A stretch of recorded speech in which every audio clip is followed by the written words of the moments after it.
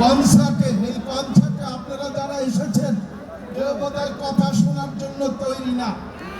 বিশেষ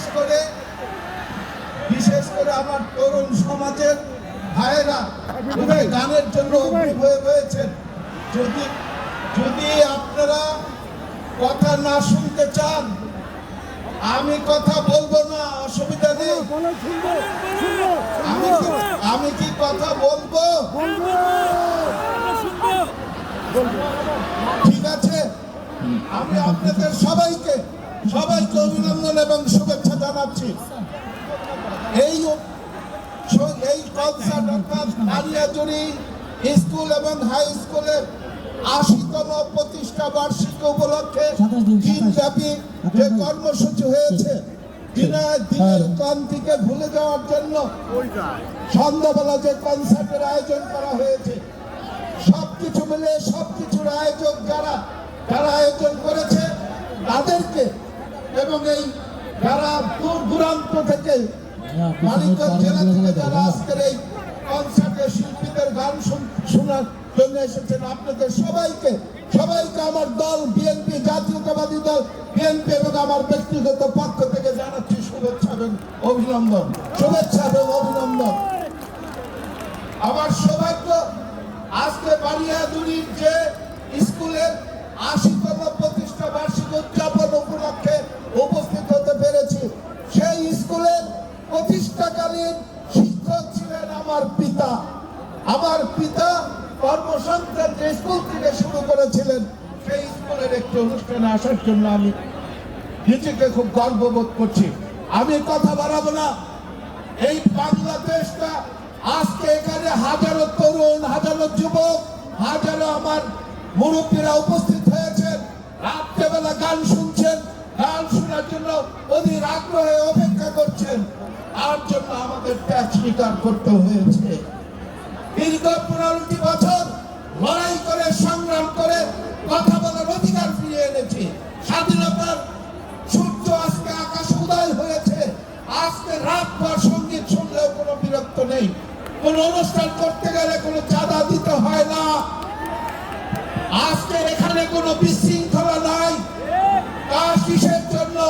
শুধুমাত্র এই বাংলাদেশকে ভালোবেসে, এই বাংলাদেশের মাটিকে ভালোবেসে, বাংলাদেশের মানুষকে ভালোবেসে, আপনাদের এই তরুণ সমাজকে ভালোবেসে, যে ব্যক্তিটি ১৫ বছর লড়াই করে, সংগ্রাম করে আজকের এই কনসার্ট অনুষ্ঠানটি সুন্দরভাবে হওয়ার পরিবেশ তৈরি করে দিয়েছে, সেই মান বিপ্লবে তারেক রহমান আজকে বাংলাদেশে পদার্পণ করেছে।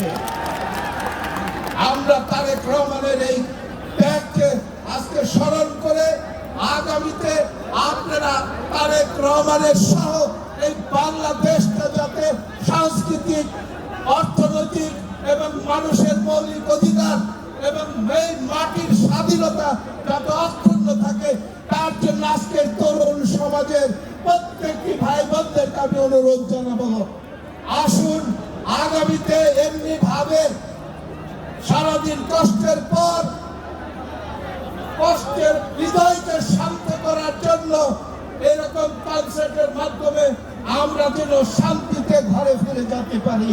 এজন্য আগামী নির্বাচনে জনাব তারেক রহমানের ধানের শীষে ভোট দিয়ে এই বাংলাদেশটাকে একটি গণতান্ত্রিক রাষ্ট্র হিসাবে আপনারা পরিণত করবেন, এই আহ্বান জানিয়ে আমারও সবার কাছে আমি ক্ষমা চেয়ে নিচ্ছি।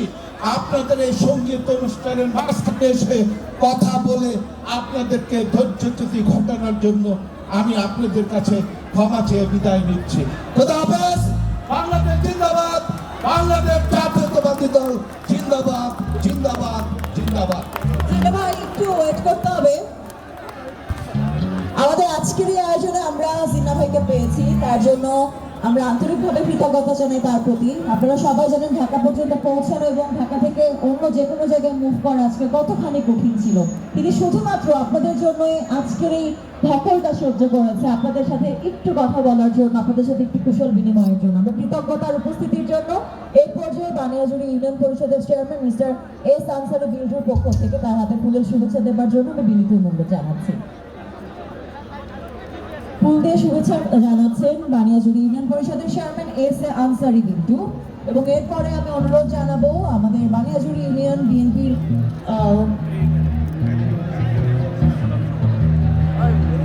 এস এ আনসারি বিট্টু একই সাথে সাধারণ সম্পাদক বানিয়াজুড়ি ইউনিয়ন বিএনপিরও দায়িত্ব পালন করছেন, এবং সেই সাথে এই মুহূর্তে আমি হাসিম ভাইকে অনুরোধ জানাবো বানিয়াজুড়ির আজকের যে 80 বছর পূর্তির আয়োজন, সেই পুরো আয়োজনের কমিটির পক্ষ থেকে জিন্না ভাইয়ের হাতে ফুলের শুভেচ্ছা তুলে দেওয়ার জন্য।